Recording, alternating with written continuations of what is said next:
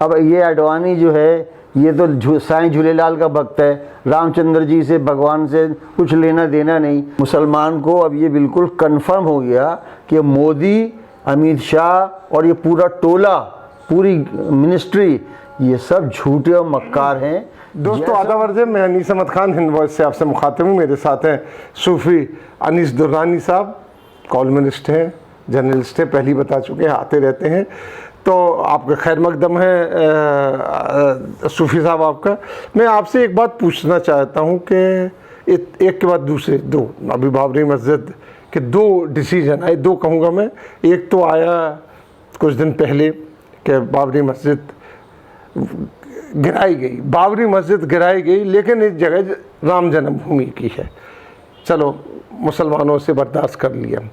अब ये कहा जा रहा कि जो 32 कन्विक्ट थे, 32 ही थे, काफ़ी कुछ लोग तो मर गए थे पहले, उन्होंने जो बाबरी मस्जिद के गिराने के यानी शहीद करने के दोषी हैं। दुनिया ने देखा, अखबारों ने देखा, टेलीविज़न ने देखा, सारे लोगों ने देखा कि उनको किसी ने गिराया ही नहीं। जो फैसला आया जस्टिस वहाँ का जो CBI कोर्ट का, जिस तरीके से फैसला आया अभी 2 दिन पहले, उन्होंने कहा कि किसी ने गिराया नहीं है, ये तो असामाजिक तत्वों ने गिराया है। तो वो असामाजिक तत्व कौन थे? लाल कृष्ण आडवाणी थे कि मुरली मनोहर जोशी थे कि उमा भारती थे असामाजिक तत्व, जो कि कूद के मुरली मनोहर जी की पीठ पे चढ़ गई थी खुशी की वजह से। मैं और आप दोनों चश्मदीद गवाह हैं पूरे के पूरे एपिसोड के। आप भी जर्नलिज्म में थे, उसमें प्रैक्टिकल, मैं भी रीजन में था, तो मैं चश्मदीद गवाह हूँ इन सब चीज़ों का। जो उसको झुटलाया जा रहा है, एक नहीं, हमारी पीढ़ी के तो हैं, उससे पिछली पीढ़ी के जो बडिंग जर्नलिस्ट थे उन्होंने भी ये सारी हालत देखी। तो एकदम से ये कह देना कि किसी ने गिराई ही नहीं है, इसके पीछे क्या आप नैरेटिव समझते हो, क्यों समझते? दोनों फैसले हैं।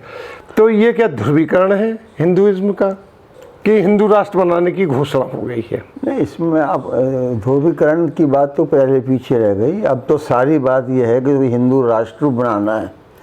और ये इसमें क्या, सुप्रीम कोर्ट के जज साहब ने कहा था जो है आस्था का मामला है, और जब आस्था का मामला है तो फिर उसके अंदर कोई लॉजिक काम नहीं करता जी। ये तो आस्था ही है ना कि भगवान गणेश जो हैं वो जो हैं उनका कॉस्मेटिक सर्जरी से उनका सर बदल दिया जाए। और बात यह है कि आप लोग अंधविश्वासी हैं, आपको भारत की संस्कृति पे, सभ्यता पे ज़्यादा यकीन नहीं है। अरे मोदी जी इतने बड़े बड़े गुणगान कर रहे हैं, आप देखिए, वो बताते हैं कि ये था ऐसे, वो महाभारत और रामायण के अंदर कैसे कैसे तीर दिखाएं कि एक चलता है तो 100 आदमी उस तीर से मरते चले जाते हैं।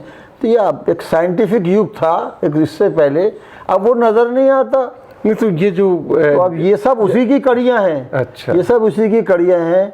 मस्जिद गिरी, टूटी, जो कुछ भी हुआ, लेकिन वो तो थी नहीं वहाँ पर। अगर होती तो अब सुप्रीम कोर्ट के जजमेंट में आया था कि साहब वो जिन्होंने तोड़ी है वो बहुत एक संगीन जुर्म किया है और उनको सज़ा मिलनी चाहिए। ये जब जजमेंट, इसके मिल्कियत का जजमेंट सुनाया है सुप्रीम कोर्ट ने, और CBI कोर्ट उसको निकाल कर आप देखिए, और उन्होंने बाकायदा जजमेंट में ये सब चीज़ें शामिल हैं कि जिसने बाबरी मस्जिद गिराई उन्हें बहुत एक संगीन जुर्म किया, उनको सज़ा मिलनी चाहिए। अब ये भैया मोदी जी कैसे अपने इन गुरुओं को, जिनकी जूतियां सीधी करते करते, जिनको चाय पिलाते पिलाते प्राइम मिनिस्टर बन गए हैं, ये कैसे बर्दाश्त कर सकते हैं ये चीज़? तो ये सब एक कड़ी चली आ रही है जो संघ परिवार से चलती है और उसके नीचे तक आयोजन उसका करते हैं ये। अब आप देखिए कि आपको भी खूब याद होगा, वो बल्कि किसी की ज़माने में नज़र नहीं पड़ी जो ये मर्दानगी की और उसकी दवाएं बेचते हैं। वरना वो जो एक फ़ोटो है बहन उमा देवी जी का, हमारी उमा भारती जी का, वो आडवाणी जी जो तकरीबन जवानी के आखिरी हद में थे, वो उनके कंधों पे चढ़ के कह रही है एक धक्का और दो, एक धक्का और दो। मुनीर जोशी जी की, जो मुरली मनोहर जोशी जी की, सॉरी मुझे अब थोड़ा सा वो हो गया। तो मुरली मनोहर जोशी कंधों पे चढ़ के कह रही हैं एक धक्का और दो, एक धक्का और दो। वल्लाह आलम किस धक्के की वो बात कर रही थी? जब मस्जिद टूटी, उन्होंने तोड़ी नहीं है, तो वो कौन से धक्के की बात कर रही थी? तो राम जाने, हम तो अभी तक समझ नहीं पाए इस चीज़ को। लेकिन और बहुत सारे, सभी ने कोई ना कोई वहाँ कहा है। ये अडवाणी साहब, मुझे लगता है उस वक्त तक ओरिजिनल दांत इनके होंगे, ऐसे खिलखिला रहे थे, ऐसे मुस्कुरा रहे थे कि जैसे बिनाका टूथपेस्ट का इश्तिहार बने हुए हो। तो ये सब के सब, और ये सब प्रोमिनेंट लोग हैं जिनको मतलब आप आसानी से फ़ोटो में पहचान सकते हैं, वीडियो क्लिप्स में पहचान सकते हैं। तो इनको, ये तो बेसिकली एक लोगों को गुमराह करने की बात है। सीबीआई का जजमेंट है। सीबीआई क्या है? पहले ये कहते थे सीबीआई को तोता बना रखा है कांग्रेस ने, अब ये खुद तोता इन्होंने बना रखा है। तोते से भी कोई घटिया चीज़ हो सकती है तो वो उन्होंने उसको बना दिया है। सीबीआई जो भी फैसले कर रही है इन दिनों के अंदर, आप देखिए जब ये वहाँ से शुरू हुई लड़ाई, जो डायरेक्टर था वर्मा और अस्थाना की जो लड़ाई शुरू हुई है, उसके बाद से पूरी मट्टी पलीत हो गई है। क्योंकि उनको वर्मा को हटाने का मतलब ही यही था कि ये अपने इशारे पे चले, नकेल इनके हाथ में रहे, और ये कर रहे हैं। और उसी के चक्कर के अंदर आज देश के अंदर जो अफरा तफरी फैली हुई है वो उसी के नतीजे में है। जिसको चाहते हैं उसको फाइल दिखा देते हैं कि देखो भाई तेरी सीबीआई शुरू करने वाले हैं हम, वो बेचारा बैठ जाता है। ये जो दुनिया भर की नाचने गाने वाली हैं और एक्ट्रेसें और अदाकाराएँ जो इस वक्त फंसी हुई हैं बेचारियाँ, समझिए, तो वो सब इसी चक्कर में फंसी हुई हैं। इनको अच्छा निशा भी बताइए, आप तो बिल्कुल मुस्लिम इलाके में रहते हैं, उनसे बड़ा टच में रहते हैं, तो मुसलमानों के पर क्या असर पड़ रहा है इस तरीके से वर्डिक्ट आ रहे हैं? मुसलमान तो हंसता है।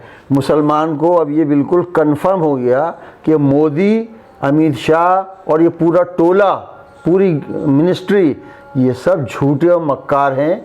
जैसा उनको सूट करता है वैसा बोल देते हैं। एक दिन कुछ बोलते हैं, दूसरे दिन उसकी तरदीद कर देते हैं, तीसरे दिन फिर उसको कबूल कर लेते हैं कि नहीं हमने यूँ नहीं यूँ कहा था। तो ये कोई मुसलमान, अब ये आज से उसका आज से 200 साल 300 साल पहले का मुसलमान नहीं है। वो भी इसी समाज में रहता है, वो भी टेलीविज़न देखता है। मुसलमानों की भी औरतें सब्जियां बनाते हैं और टेलीविज़न पे देखती रहती हैं कि ये मोदी जी क्या कह रहे हैं। मुसलमान औरतें ज़्यादातर झूठा कहती हैं, जिसको जैसे मोदी जी टेलीविज़न पर आते हैं वो कहती हैं ये तो झूठा आ गया। अच्छा, आपने जब मुस्लिम लेडीज़ की बात निकाली है, तो CAA जो मूवमेंट था वो सारी मुसलमान औरतों ने ही शुरू किया था और चला। CAA मूवमेंट चली, जो उसी की निशानी है कि बहुत जागृति आ गई है मुसलमान औरतों में, एक ज़हनी इनकलाब पैदा हो रहा है। अभी अव्वल स्टेज पर है, आप देखिएगा ये मुस्लिम ख़वातीन ही इनको चित करेंगी अच्छी तरह से। अब मैं आपसे पूछूंगा कि जैसे बिहार के चुनाव हैं, पिछले आपके इंटरव्यू में हमने ये बात रखी थी, तो इन सब चीज़ों के, बिहार में सेकंड लार्जेस्ट पॉपुलेशन है मुसलमानों की, तो ये जो वर्डिक्ट आए हैं ख़ासतौर पर CBI का, चलिए वो तो ज़मीन ऐसी थी कि उसमें मुसलमान कुछ ही कह रहे थे कि नहीं दे देना चाहिए, कुछ कह रहे थे नहीं देना चाहिए, एक डिस्प्यूट था। लेकिन इसमें तो टोटली दूसरी चीज़ थी कि वो कन्विक्ट, वो जिनके ऊपर इल्ज़ाम लगाया गया था उनको बिल्कुल बेदाग बरी कर दिया, और ये कहा गया था किसी ने गिरा ही नहीं, आतंकवादी थे कुछ जो गिरा गए हैं। तो इसका असर बिहार के चुनाव पर क्या पड़ेगा? अगर आतंकवादी थे जो गिरा गए, बकौल इनके अनजान लोग थे, जज तो इससे आप इसका अंदाज़ा लगाइए कि इस देश के अंदर लॉ एंड ऑर्डर की क्या स्थिति है, कि बिहार के अंदर सैकड़ों मील से आतंकवादी चल घुस के आ जाएं और वो तोड़ दें। ये इस बात का निशानी है कि आपका टोटल लॉ एंड ऑर्डर जो है फेलियर हुआ है, और इसका कोई गेन होने वाला नहीं है। RJD और कांग्रेस वहाँ पे मिलके हुकूमत बनाएगी, आप देखिए, क्योंकि इन्होंने कोई चीज़, एक वायदा पूरा नहीं किया है नतीजे ने, और 15 साल हो गए। 15 साल में अच्छी से अच्छी हुकूमत की एंटी इनकम्बेंसी हो जाती है। मनमोहन सिंह जी की सरकार जो गई, तो क्या था, यही वजह थी, एंटी इनकम्बेंसी था कि लोगों ने, जब एंटी इनकम्बेंसी पैदा हो जाती है तो झूठ को भी मतलब फिर लोग बर्दाश्त नहीं करते। तो ये झूठ बोल, जितना झूठ बोल रहे हैं ये अपने लिए अपना गड़ा खोद रहे हैं। अब इसकी एक मिसाल उसकी ले लीजिए जो अभी जिस फिल्म अदाकार की मौत हुई है, ये सिर्फ मीडिया हाइप है, उस पर कहीं ज़मीनी असर नहीं है। इसलिए ये कोशिश ये कर रहे थे कि इसको राजपूत सिंबल बनाकर और राजपूत वर्सेस अदर्स वो करें इलेक्शन, लेकिन नहीं कामयाब हो पा रहा है। आप देखिए, क्योंकि जो नई पीढ़ी है उसके लिए अहम मसला ये है कि उसको रोज़ी रोटी मिले। उसके लिए अहम मसला ये है कि जो उसके जिस तरीके से उनके साथ ज़्यादती हुई है दिल्ली की, और दिल्ली से लेके बिहार पटना तक की गरम गरम सड़क पर वो चलें अपनी फैमिली के साथ, बच्चों को ज़मीन पे प्रवासी मजदूर, वो क्या भूल जाएंगे इतनी जल्दी कि उनके साथ क्या न्याय हुआ? ये तो ये कर रहे हैं कि इस तरीके से जो वर्डिक्ट आ रहे हैं उन्हीं को करेंगे। अब उसके बारे में आप क्या कहेंगे कि जब फैसला आया तो अडवाणी से लेकर सबने उसका स्वागत जो किया है इस फैसले का, जय श्री राम के नारे से किया। जय श्री राम से हमें कोई एतराज़ नहीं, राम मर्यादा पुरुषोत्तम थे, लेकिन एक नारा जब एक सिंबल बन जाए किसी पार्टी का तो फिर नारा नहीं रहता है वो। हाँ, तो ये जय श्री राम नारा एक आरएसएस बीजेपी का सिंबल बन गया है, नारा बन गया है। तो आप क्या समझते कि इन लोगों को लगाना चाहिए था ऐसा नारा? देखिए, ये एक तो सबसे बड़ी इनकी नामर्दी की बात मैं कहता हूँ वो ये है कि इनको कबूल करना चाहिए था। अगर इनकी आस्था होती, अब ये अडवाणी जो है ये तो साईं झूलेलाल का भक्त है, रामचंद्र जी से भगवान से कुछ लेना देना नहीं। सिंधी सारे जो है वो उसको पूछते हैं भैया, जिसे मुसलमानों में बुआली, वो शाह कलंदर, लाल कलंदर जो कहते हैं, तो अडवाणी जी का तो लेने देना कुछ था ही नहीं, उनकी तो एंट्रीज पूरी सियासत थी। तो ये इनकी ना कोई आस्था है इसके अंदर, और इवन मोदी जी की क्या आस्था है श्री भगवान राम के अंदर? ये तो जितने गुजराती हैं उसको पूछते हैं, ये जो मंदिर बना हुआ है दिल्ली के अंदर उसका, जमुना के किनारे, जी जी जी जी, अक्षरधाम को, और स्वामी नारायण को पूछते हैं। तो इन लोगों की आस्था नहीं थी, बेसिकली इनके लिए एक सियासी खेल था, उसका उन्होंने फ़ायदा उठाया। तो क्या आप बताइए, आखिर में आपसे पूछना चाहता हूँ, ख़ास तौर पे बिहार के चुनाव में इसका फ़ायदा मिलेगा इनको? नहीं मिलेगा, कोई फ़ायदा नहीं मिलेगा।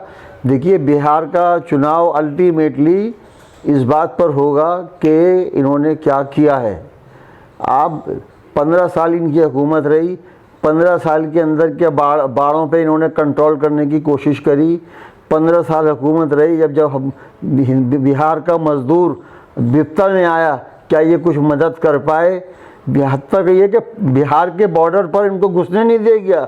बिहारी मजदूर जो अपनी मातृभूमि की ललक के अंदर बम्बई से चल के आ रही है, बेंगलोर से चल के आ रहा है, उसको बॉर्डर पर रोक लिया।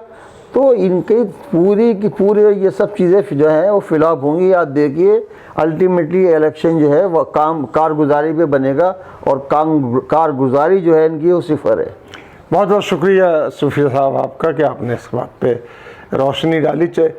इसी के साथ हम जो बात है रिसेंट गुफ्तगू चल रही है पूरे मुसलमानों के बीच में और हिंदुओं के बीच में, ये है कि फैसले कैसे आए हैं, उस पर आपके सूफी साहब के ख्यालातों से आपको आगाही कराई। अगले में फिर हाजिर होंगे, तब तक के लिए दीजिए हमें इजाज़त।